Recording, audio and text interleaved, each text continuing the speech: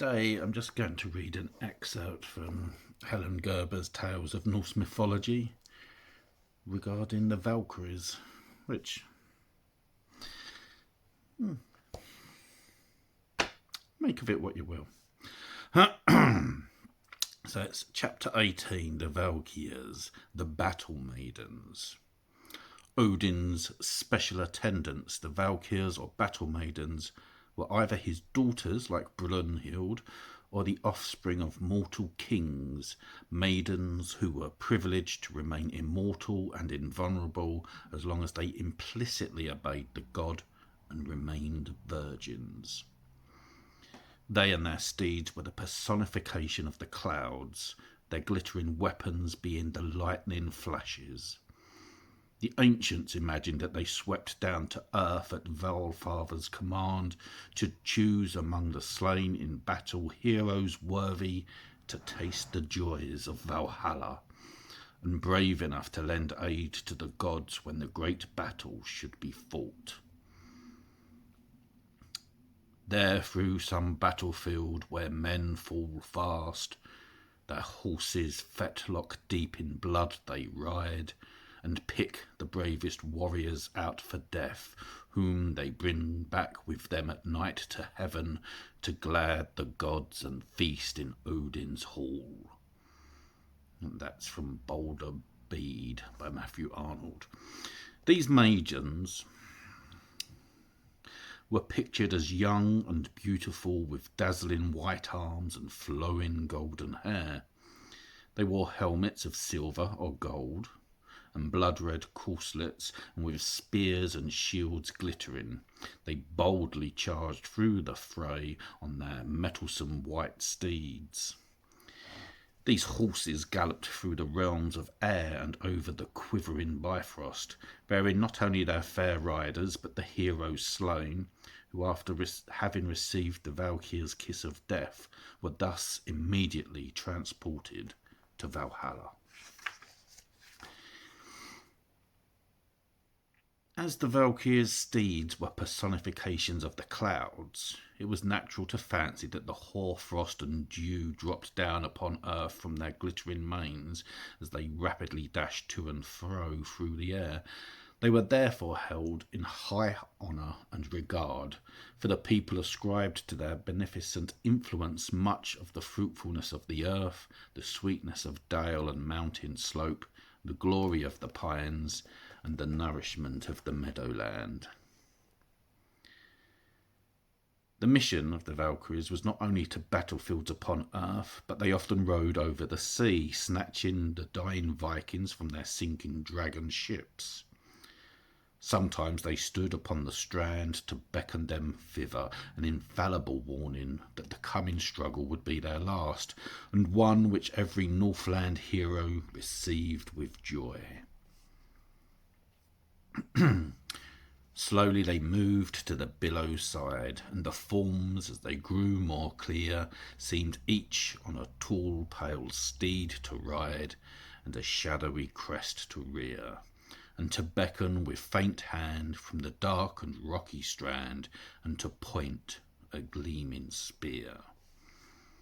Then a stillness on his spirit fell before the unearthly train, for he knew Valhalla's daughters well, the chooser of the slain.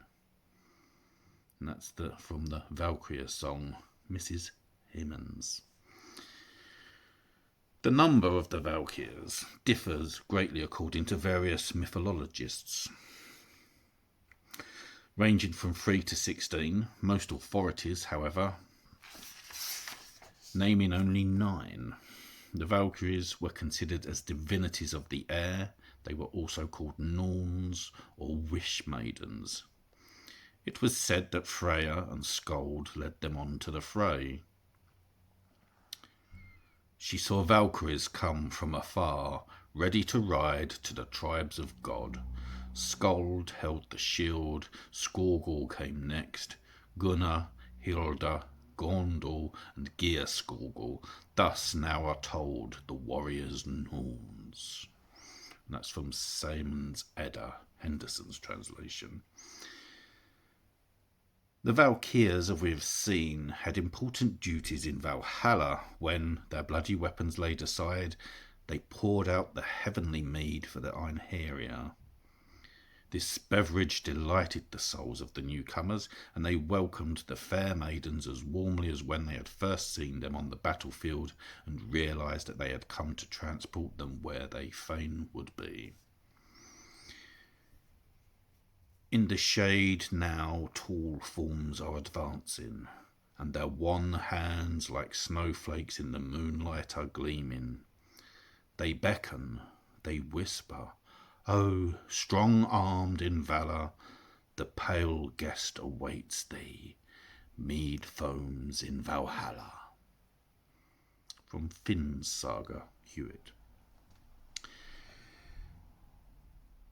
The Valkyries were supposed to take frequent flights to Earth in swan plumage, which they would throw off when they came to a secluded stream, that they might indulge in a bath.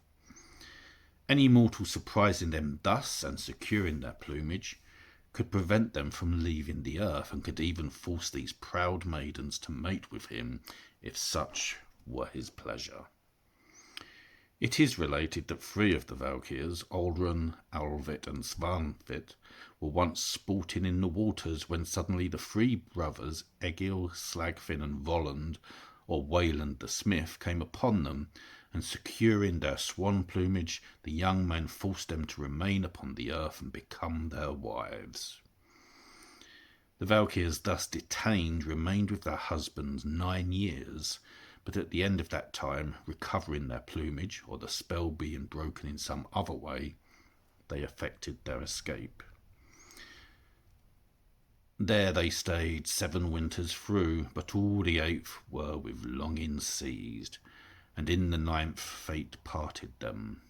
The maidens yearned for the murky wood, the young Alvit fate to fulfil. From the Lay of Volund, Thorpe's translation. The brothers felt the loss of their wives extremely, and 2 of them, Egil and Slagfin, putting on their snowshoes, went in search of their loved ones, disappearing in the cold and foggy regions of the north.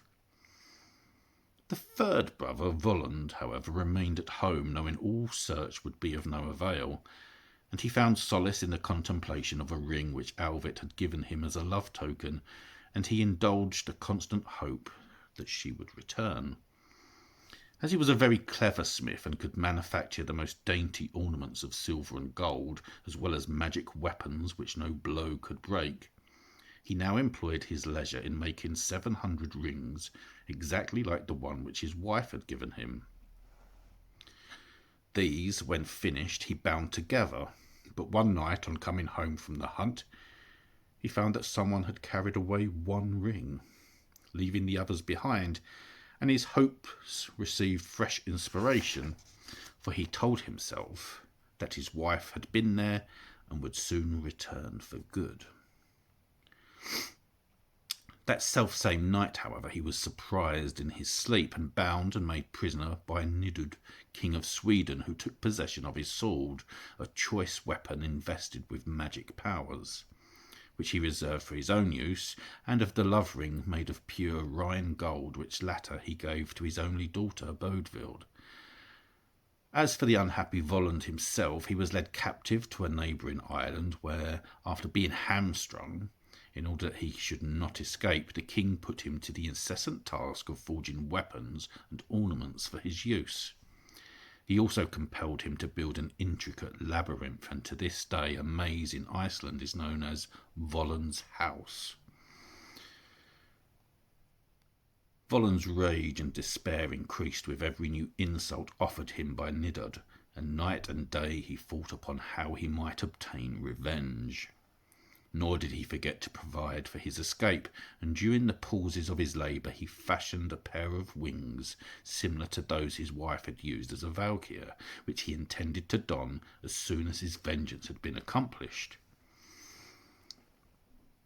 One day the king came to visit his captive and brought him the stolen sword that he might repair it. But Volund cleverly substituted another weapon so exactly like the magic sword as to deceive the king when he came again to claim it.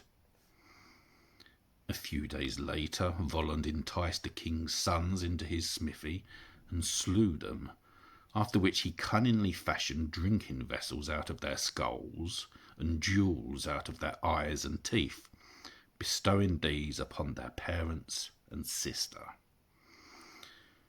But their skulls beneath the hair he in silver set, and to Nidud gave, and of their eyes precious stones he formed, which to Nidud's wily wife he sent.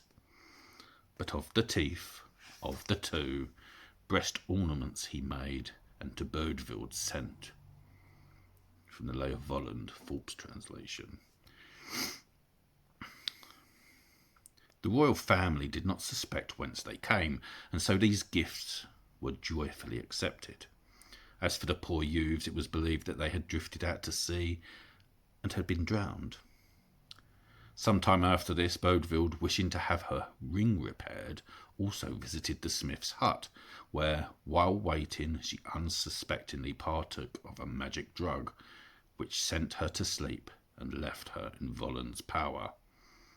His last act of vengeance accomplished, Volund immediately donned the wings which he had made in readiness for this day, and grasping his sword and ring he rose slowly in the air. Directing his flight to the palace, he perched there out of reach, and proclaimed his crimes to Nidud. The king, beside himself with rage, summoned Egil, Volund's brother, who had also fallen into his power, and bade him use his marvellous skills as an archer to bring down the impudent bird. Obeying a signal from Volund, Egil aimed for a protuberance under his wing, where a bladder full of the young prince's blood was concealed.